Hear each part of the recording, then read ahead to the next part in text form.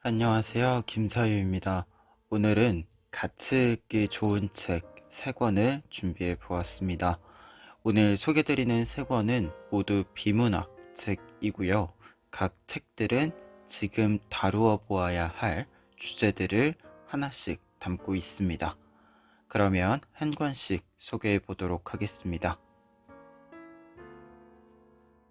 첫 번째 책은 김희경 작가님의 이상한 정상가족입니다. 출판사는 동아시아입니다. 책은 정상가족 이데올로기가 가지고 있는 차별성과 가부장적 위계 속에서 발생하는 아동에 대한 폭력에 주목을 하고 있습니다. 초판 프롤로그의 내용을 보면 한 사회에서 가장 약한 자가 그 사회의 수준을 보여준다면 작은 단위의 사회라 할 가족도 아이를 중심에 놓고 보아야 제대로 볼 수 있지 않을까. 그런데 가족을 다룬 책들도 거의 성인의 문제들만을 다뤘을 뿐 아이를 중심에 둔 책은 찾을 수 없다 라고 나와 있습니다. 그래서 책은 4개의 큰 틀 속에서 아동 인권의 정상가족 이데올로기가 어떤 영향을 주고 있는지 많은 사례들과 논의를 정리해서 전달하고 있습니다.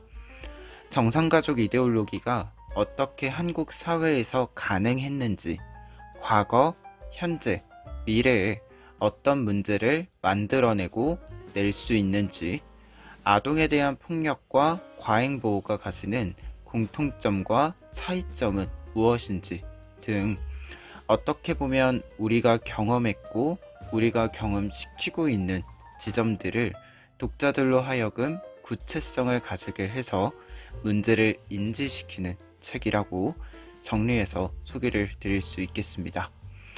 이처럼 이 책은 김희경 작가님이 아동 문제에 대한 새로운 문제를 발견하고 논의하기 위한 노력의 결실인데요.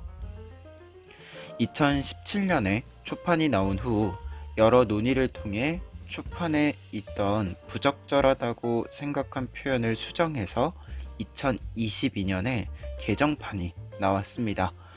이렇게 개정판을 내는 모습 또한 김희경 작가님의 노력을 엿볼 수 있는 부분이어서 아동 문제, 가족 문제와 관련해서 신뢰감을 가지고 읽어볼 만한 책이었습니다. 그럼에도 불구하고 형태와 무관하게 가족은 중요하다. 지치고 힘들 때 위로와 격려를 주고받는 친밀감과 보호의 근거지로서 가족은 여전히 필요하다. 아이들에게 특히 그렇다.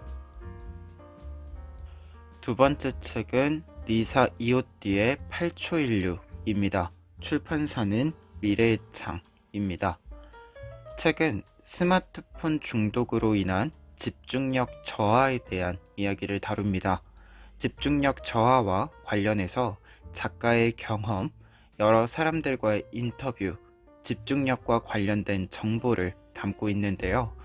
특히 작가의 경험을 이야기하는 부분들은 집중력 부족 문제가 단순하지 않고 어찌 보면 심각하고 무거운 주제인데 우리가 조금은 가볍게 접근할 수 있도록 해주는 유쾌하게 풀어낸 에피소드들이어서 개인적으로 딱딱한 글들일 거라고 생각하고 읽기 시작을 했었는데 재미있게 읽었던 책이었습니다.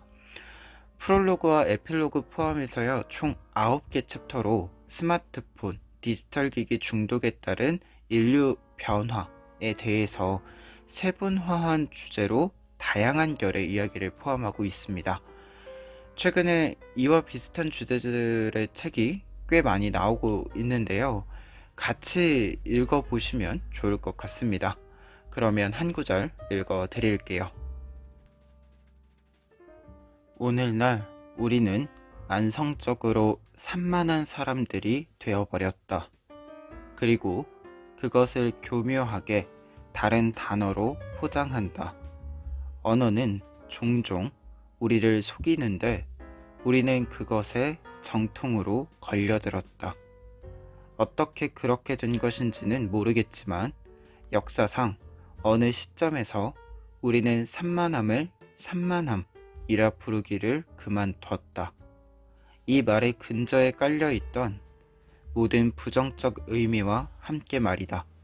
그리고 우리는 그것을 멀티태스킹이라고 부르기 시작했다. 컴퓨터의 기능에서 차용한 용어다.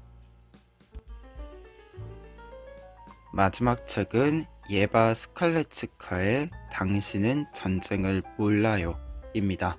출판사는 생각의 힘입니다.